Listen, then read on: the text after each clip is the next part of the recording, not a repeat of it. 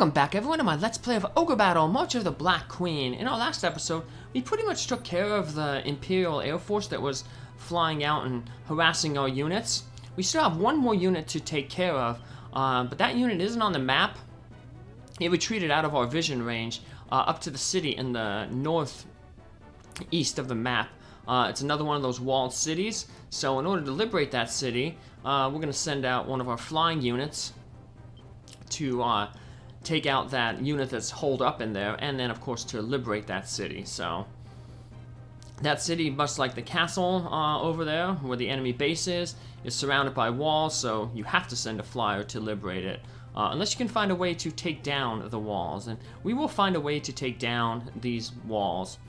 Now we could use our flying units to fly over the wall and just attack the enemy boss, much like how we're using the one unit to fly over the wall in the city in the northeast there. But if we do that,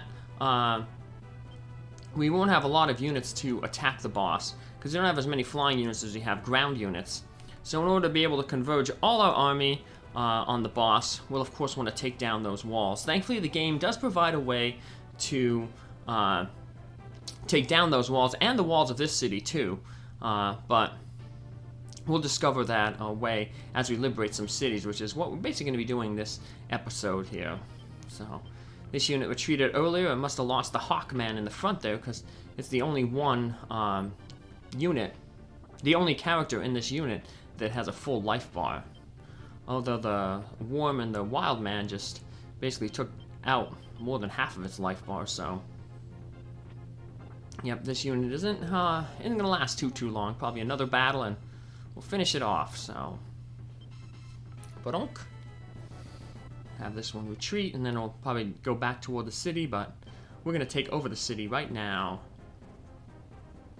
I'm not too worried about maybe having kind of a low alignment unit liberate it, because our reputation is pretty high. So yeah, if your reputation is maxed at 100, it doesn't matter, you know, who we're using to liberate.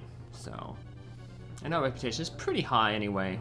We'll definitely get to 100 before we decide to, like I said, tank it to eventually be able to recruit Deneb. So let's liberate this city, the walled city of Bairuti, it looks like. So let's see what card we pull here. Ooh, a world card. I'll explain that one in a little bit. We know what that does in the battle. It makes your characters immune to magic. It's Ash! My name is Ash, an old man who was ready to die. I've been imprisoned in this castle for 20 years now. I never thought I'd see the light of day again. Thank you. So you're the rebels I've heard about. I'm sorry you had to find me at my grave. How about it? Would you be willing to let me join you? Yes, thank you. I will spend what little of my life is left in our service. So we have Ash's unit here. He comes with 2 knights, like lands. He's a little bit, his stats are better than just a regular base knight, if you would have raised. We want to deploy his unit because Ash has special dialogue with the boss of this area. So, and we'll learn a little bit more about Ash's backstory and why he was imprisoned in that castle for, 20 years at least. As we liberate some of these towns or cities, temples, and Ash comes with, like I said, 2 other knights and a new type of golem, the rock golem.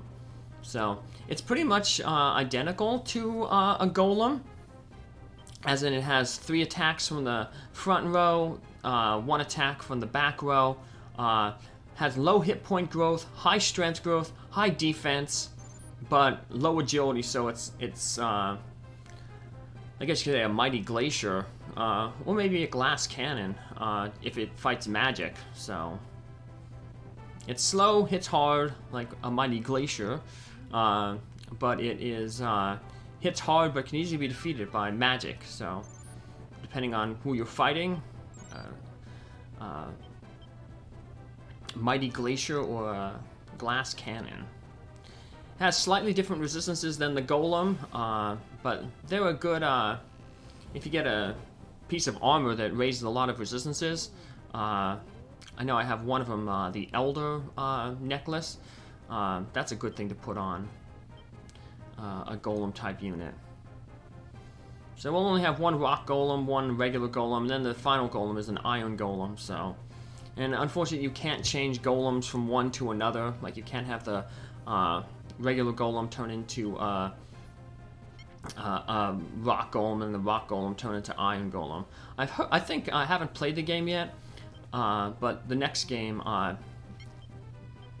Ogre Battle 64, apparently you can have them change, but it has to be through like battle, through like a certain spell.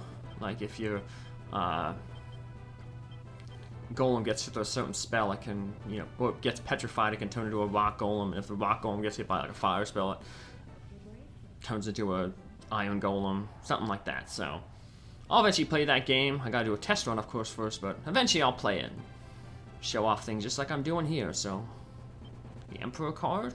Now, it reminds me, I gotta talk about the World card. So right now we pull this Emperor card. So Orpheus's unit normally is the only one who benefits from the thing, the charisma of Orpheus units. But all those stat ups that we get from drawing cards. Zenobia used to be the most beautiful city in the world, but now it's just a giant slum. There are a lot of people there who have lost their families and their homes. I guess they thought that by going to the city they could have a better life, but yeah, since we drew that World card, the effects of tarot cards that we draw will now affect every unit that's deployed. So instead of just Orpheus's unit getting that +2 charisma because it drew the tarot card, every unit got +2 charisma. So now we'll see what we just liberate this city here. So normally only this princess unit would get whatever bonus or penalty. A fortune. That's ooh, we got a lucky one. +1? Okay, +1. It can go up to +3 or it can be to -3. So after King Gran was assassinated, everyone in the royal family was executed. They even say that the executioner was the general of the Royal Zenobian Knights. Can you believe it? The general? I think his name was Ash. Huh, and we just recruited him into our party. So that wasn't a really good tarot card to draw. Like I said, Fortune is a really good tarot card. And I wanted to, see one that, raised stats. But, ooh, Beolus, that's an axe. Fire axe. Let's see what the stats on that. I'll pull out my weapon thing. Yep, fire axe, give +17 strength. So,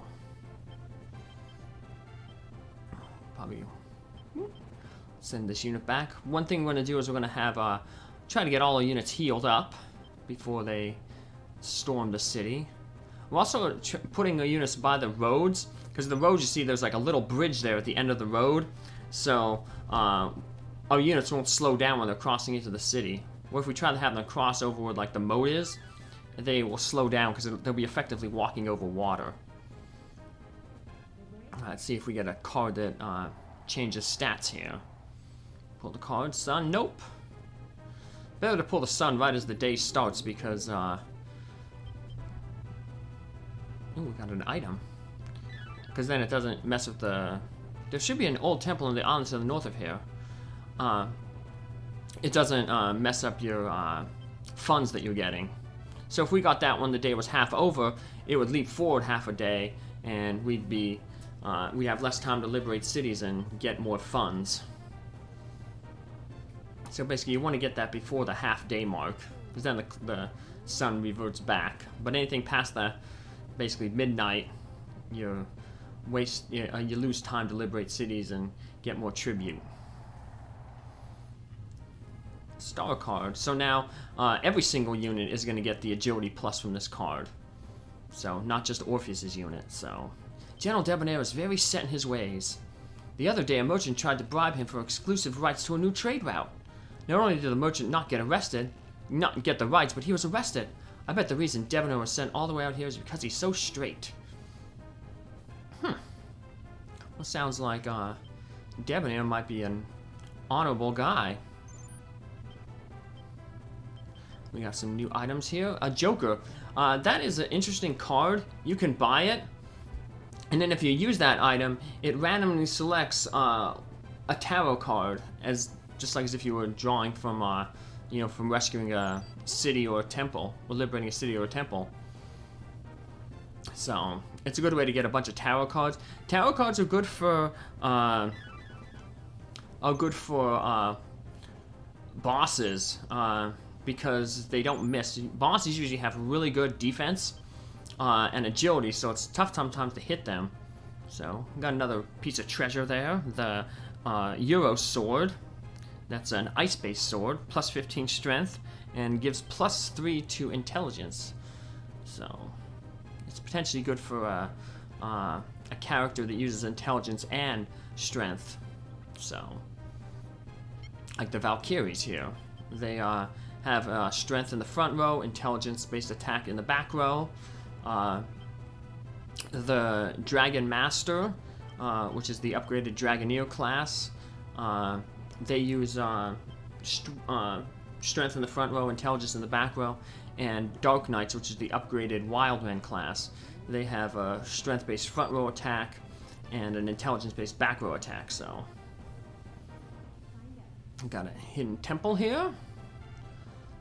Liberation. Let's pull our card. A lot of stat bonuses for all things. Justice. That's an ice-based card. Everybody's gonna get one more hit point. Nice. The gates around Castle Zenobia have been closed to stop the rebels' attack. But I can help. Please take these termites. If you use these, even the strongest walls will be brought to the ground. And we actually got some termites earlier in the game. So if you don't get them earlier in the game, it doesn't matter because you're gonna get a group of them right here. So. Now see, we can't move that unit into the wall, see? I just wanted to show off there real quick. If you try to move through the gates without using those termites, well, we're going to, the game's going to tell you, nope, can't do it. So, here's a hidden city. This city is very important, especially when we come back here after this map. We're going to get a very important item from this city. A magician card. Everybody's intelligence will go up. That'll be good for our spellcasters. Have you heard of the barbarian Ash? He used to be the head of the Royal Knights, but he was arrested for executing the royal family. But it wasn't really him. The executioner was the Black Knight Gars, the Prince of the Highlands. The mage Rashidi used his magic to make Gars look like Ash. Ash is completely innocent, but he never defended himself. Why do you think he did that? Because he blames himself for not being able to protect Grand's family. That's why. Yeah, so he was basically framed for... Yeah. Let's finish liberating all these cities. Let's pull our card. Strength. Not necessarily a good tarot card, but we like the bonus that we're getting. The +1. So you're the rebels, huh? Glad you came by. My name is Lion the Beast. Best beast tamer in the world. Have you come to hire me? You can say yes or no. If we say yes, we owe him 20,000 Goth. You're smarter than I look. I fight like 100 men. Okay, I'll let you in on something. To destroy the walls around Zenobia Castle, you need these termites. I used to have some, but I left some monk bomb. I hope he still has them. So, even though Lion is a beastmaster, he doesn't come with beasts. He comes with 2 dragons, and the dragons are level 7, and they're ready to promote into red dragons. But we're not really going to promote those ones. We're going to get different dragons. We'll recruit red dragons from another character, and the same with the silver dragon and the black dragons. So, yeah, these dragons kind of useless. If you want to raise your dragons from an earlier level, they'll be fine. But whatchamacallit, I'm not doing that because there's just more characters for me to manage. And my army's kind of big enough as it is, so. Alright, let's have Ash's unit start working its way up. Looks like we liberated all the temples and cities that we can, found all the buried treasure. So now let's use our termites. Everything shakes and all the walls will now disappear. But that has a side effect now of, see how there's only one unit there, the boss unit? Well, now the enemy is going to release its own ground forces. So, yeah, the ground forces don't appear unless you knock down the walls. So, we're going to have 8 ground units come back out here, and they're going to be in 4 different types of unit types. So, we're going to have one with 2 dragons in the front row and a wizard in the back. 2 with rock golems in the front row and a cleric leading them, 2 with dragons in the front and a dragoneer leading them, and then we're going to have a group of ninjas and samurais, 2 ninjas, 2 samurais. So this is why we wanted to have all our units kind of close up here before we knock down the walls, so that we can meet the enemy's ground forces.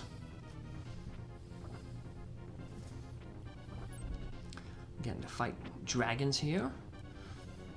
Dragons are kind of similar to golems in the sense that they have pretty good defense, so they're not going to take a lot of damage from physical. They hit hard, but unlike the golems, they only get 2 attacks in the front row.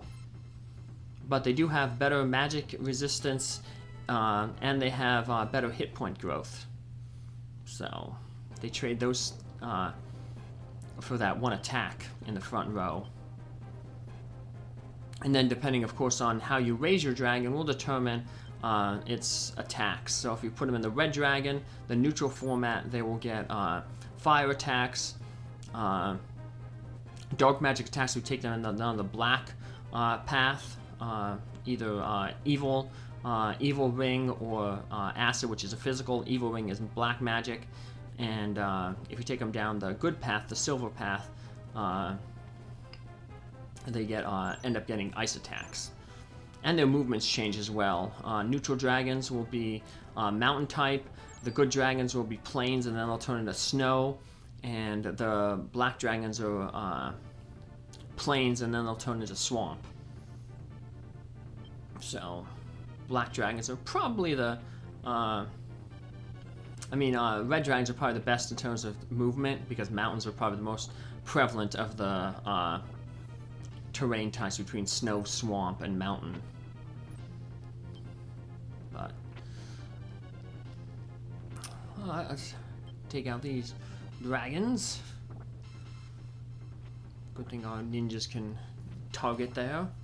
Just a little worried because the wizards are in the same row as the dragons, and might be tough. Problem with fighting these enemies so close to the enemy bases. If we defeat the leader, we don't have anyone to like flank the units to keep them from getting back to the enemy base. So got 5 of the units out already, and all types are present. So yeah, their last ditch effort, these last 7. So. I don't know if the worm will target. Oh yeah, good. We have the worm. Just wasn't sure he's off center, but I wasn't sure if he was off center enough to hit the dragon. But good thing he did, because we don't want to take out that wizard. Wizard has very poor physical defense, and that worm would take it out in basically 1 hit. So just like that. So, but we didn't have to worry about it there. So that was 1/8 done. So. Well, and we have another wizard unit there. The second one of those already popped up. So, but unfortunately we're fighting at night again. So, usually you don't want to fight enemies during the night, especially bosses. But actually, Debonair is a little bit different. So, Debonair is kind of he leans more toward the good alignment. I mean, like I said, that one person in the city said, you know, he's kind of straight. He arrested that guy who tried to bribe him for rights to the new trade route.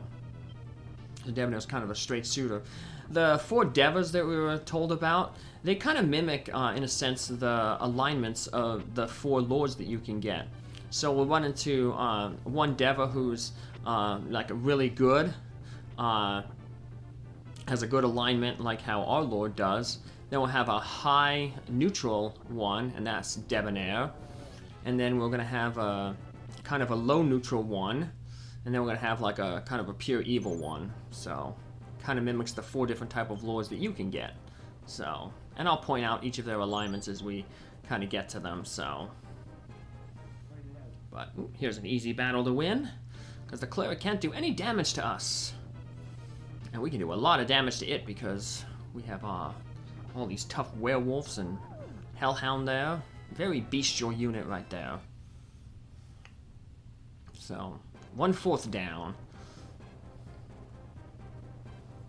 So, let's move Orpheus out of the way here, see what other units we have. What do we have to fight? That one's units. Still can use some healing. So let's see, who's he gonna fight? Oh, Orpheus as much as is the closest one to the front row, so he's gonna have to get his hands a little dirty, but that's okay. This unit looks pretty strong. Orpheus shouldn't be able to take it out. So you don't really get a lot of experience unless you actually, defeat an enemy and take it out for good. So usually only get like 1 experience per battle if you just, partake in the battle.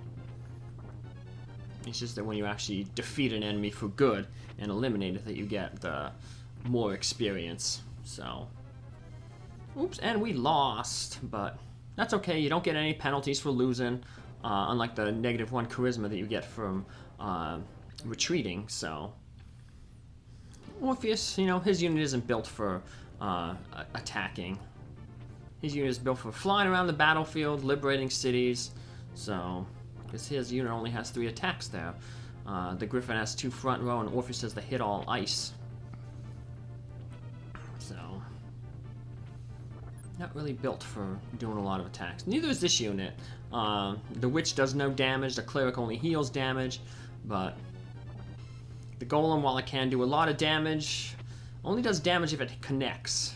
And as I mentioned earlier, Golems have kind of a low agility growth, so sometimes that makes it hard for them to connect with their punches. But when they do, they hit hard. So,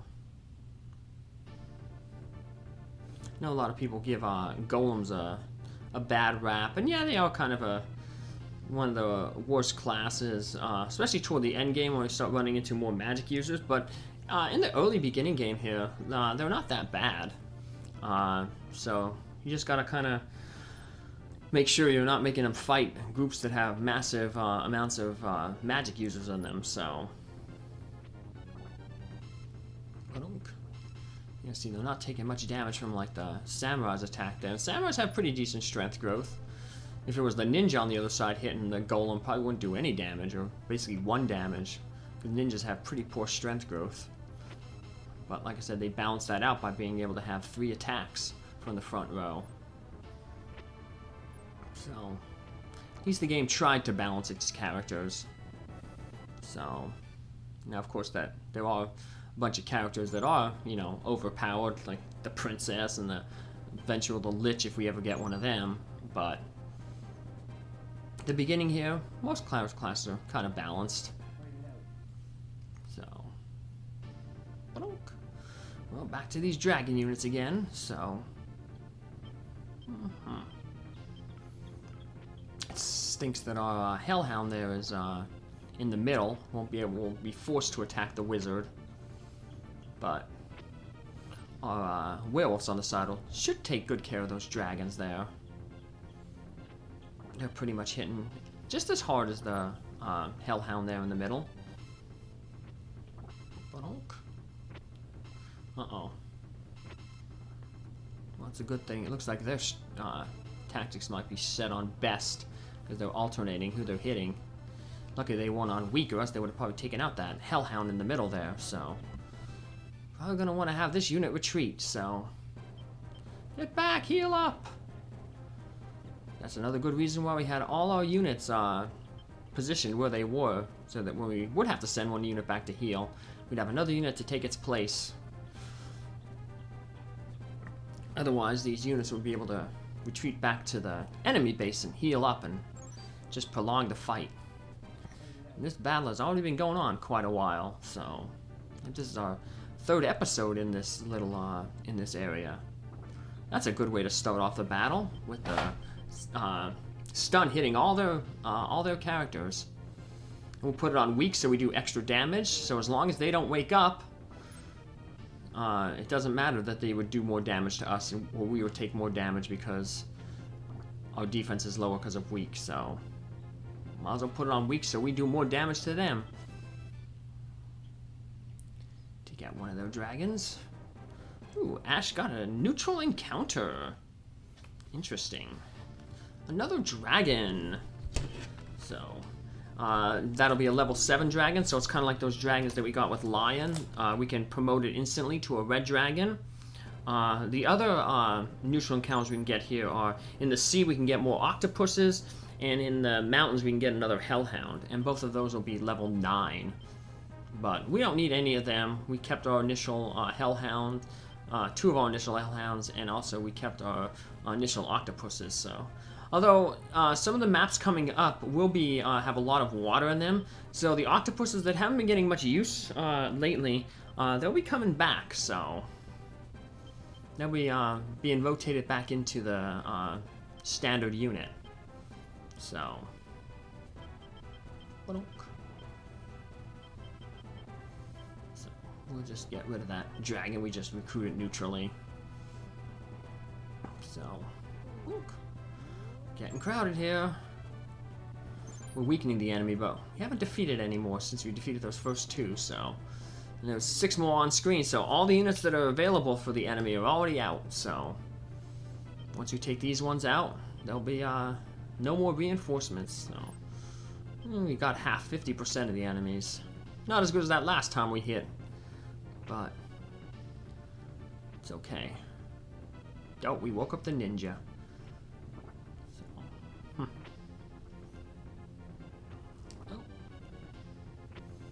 But we'll shouldn't be too bad. The main concern with this unit is the samurai in the back, because it has that Ianaki attack. Like I said, I'm probably mispronouncing it really bad, but that's a physical-based attack that can hit anybody. It does deal damage to the samurai, but it does so much more damage to the characters it hits. And we have 2 weak spellcasters in the back. Spellcasters usually have pretty poor physical defense, and that includes both the cleric and the witch in the back. Those samurai units can be a real death to the fairies in the back, because they have really terrible physical defense. They basically just have to rely on dodging attacks with their high agility growth. That's why you'll notice I've been always trying to put on armor pieces on them that raise their physical defense. So, I think one of them has the spike shield and one got an ogre shield. But took out another dragon unit, so got 3 of the land units taken care of. 1 wizard, 1 dragon, 1 dragoneer dragon, and 1 with the golem clerics. So, still have yet to take out one of those samurai units, but we have been weakening that one pretty bad, so... Ooh, no, demon there is getting pretty hurt. Probably have to throw him in the back row. It's a good thing that those dragons that unit has are all in the they're all in the front row. If the dragon's in the back row, it has a fire attack. It breathes its fire, and it can hit anybody on the field. So as long as you put that little imp in the back row there, if it runs into that dragon unit again, it won't. That imp is in no danger of being damaged. So, let's see what we can do with this unit here. Maybe we might be able to stun them again. Last time we fought this, a unit like this with our witch, it stunned them all. No, not as good that time. If we would have got more stuns, we could have switched our targets to weak. Did a little bit more damage. Our golem might be able to take out that dragon on the left. But I'll have to hit both of these times. So, 1 more hit. We can do it. Come on, golem, let's do it. Let's weaken this unit up. And it succeeds. Woohoo! Woohoo! Winner is us. But that'll about do it for this episode here. We have the 5 remaining Imperial units and the boss unit there. So, 1 of each type, but 2 of the samurai. And we'll take them out in our next episode and also confront Kaus Debonair, the first of the Imperial Devas. Take care, have a good one. Thanks for following along. Bye!